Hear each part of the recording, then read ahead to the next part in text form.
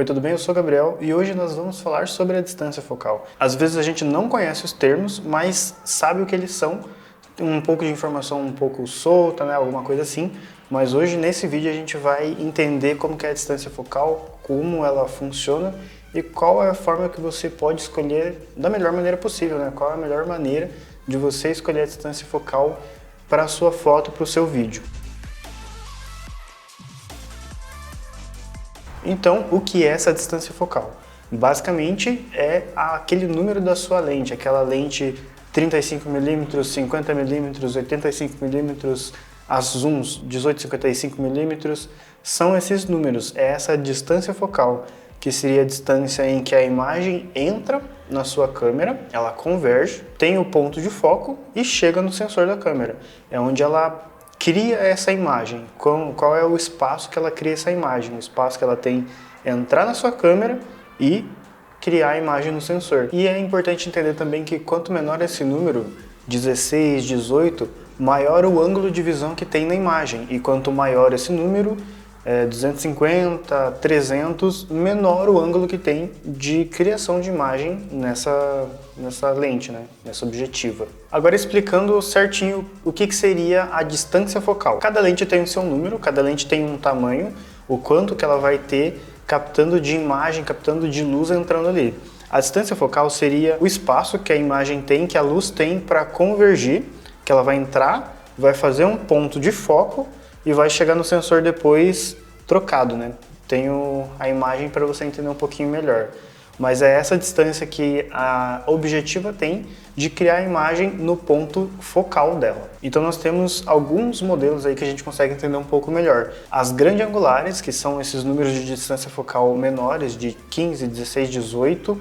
Tem também as, entre aspas, normais, médias, assim, que seria 50mm, 35mm, e também tem as de teleobjetivas, as que fecham bastante, chegam bem longe assim a imagem, que seria 85, começa a chegar longe já, um pouco mais fechada, mas tem 250, 300, 800 milímetros. Essa milimetragem, que essa imagem bem fechada chega bem longe, é uma teleobjetiva. Tem essas variações entre grande angular, teleobjetiva, uma imagem entre aspas normal, mas também tem a variação entre elas, que seriam as lentes zoom.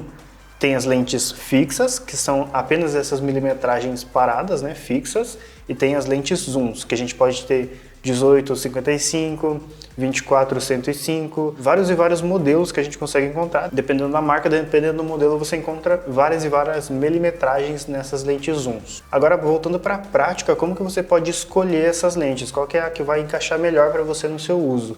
A gente tem que ver por alguns modelos. Primeiro tem as fixas e as zooms. Para começar nas fixas, eu acredito que seja um pouco melhor por serem um pouco mais baratas. Você tem uma lente um pouco mais clara e um pouco mais de nitidez, um pouco mais de qualidade. A lente vai dizer muito da qualidade de imagem que a sua câmera vai trazer, ela vai te ajudar muito, principalmente na questão que ela consegue captar de luz. Se for uma lente 1.8, 1.4, 1.2, ela vai trazer muita luminosidade. Isso faz com que a câmera não sofra tanto. Já uma lente zoom, para você ter uma lente com um f fixo, que você consegue ter um f2.8, um f4, tendo o zoom assim, sem ter essa variação e escurecer a imagem, ela vai ser um pouco mais cara. Mas também a zoom ela traz mais praticidade nos seus trabalhos.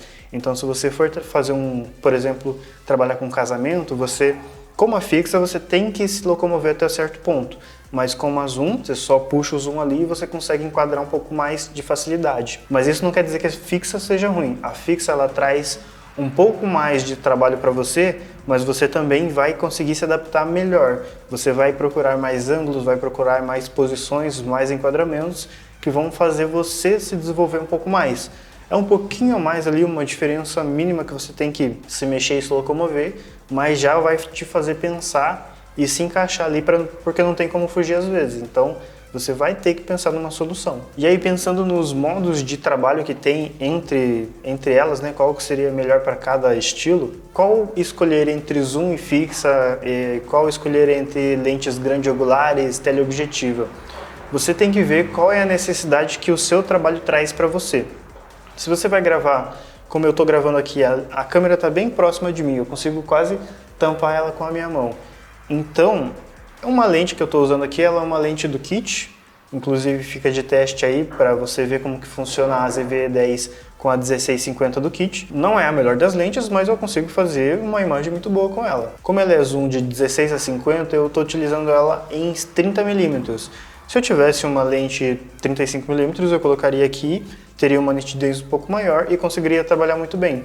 Mas se eu não tivesse tanto espaço, eu precisaria mais, eu teria a praticidade de usar 16mm porque ela é excelente zoom. Mas se você for fazer fotos, por exemplo, na natureza de pássaros a longa distância, você precisa ter uma teleobjetiva, que é uma lente muito mais fechada. Então, 250, 300, 800mm, 500mm é algo que você precisa estar longe de distância e conseguir captar uma imagem muito boa que enquadra ali o seu quadro, que deixe perfeitamente o conjunto do quadro e não fique muito longe, né, perdendo detalhes. Se você vai fazer fotos no street, né, fotos de rua, em retratos e tal, pode usar uma lente fixa também, uma lente zoom, variando entre as duas, porque na rua você tem mais praticidade, você tem mais espaço para trabalhar. Mas se for de algo específico, por exemplo, de casas, de prédios, aí eu acredito que você precise usar uma lente grande angular, 12, 16, 18mm, 17mm,